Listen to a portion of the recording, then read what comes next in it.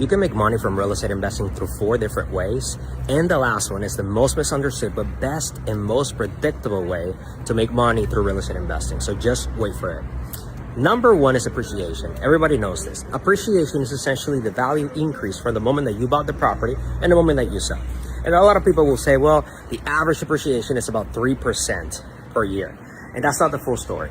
Appreciation has to be modified a little bit depending on how much leverage you do.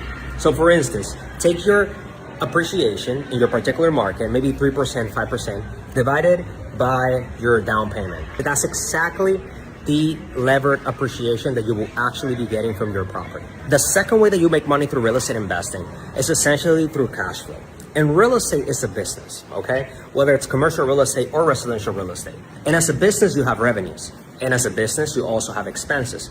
So revenue minus expenses is essentially your net profit. But it doesn't end there because you probably have debt. And when you have debt, you have to subtract also your debt service. The amount that's left over, that's essentially your profit or cash flow. And that cash flow is something that you get to keep for your ownership. And a lot of assets honestly wish they had that. Number 3 is something that a lot of people don't think about, but it's essentially the principal pay down. And here's the deal. When you hold property with a loan, you have an amortized loan. Amortized loan means you pay principal and interest. And the thing is this, because your real estate cash flows, okay, meaning has more revenue than what it has combined between debt and expenses. Well, part of that debt is going to pay down the debt or to build equity. And that equity that you build is essentially like putting money in a piggy bank and keeping it and also reducing your risk. Pretty cool, right? And number 4 is the tax advantages. What about the tax advantages? Well, okay, hear me out. Real estate, just like this one on the back, has wear and tear. And I can go out here and just show you how much wear and tear these properties will get in a few years of being built.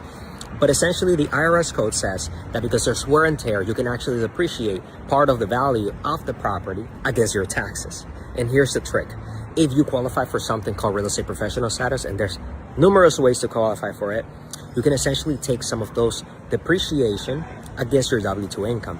And if you do that, you essentially get $50,000, $100,000, $200,000, $300,000 more every single year that you can then put more into real estate, take more depreciation, pay less in taxes, and get more appreciation, cash flow, and principal pay down. And the cycle just repeats.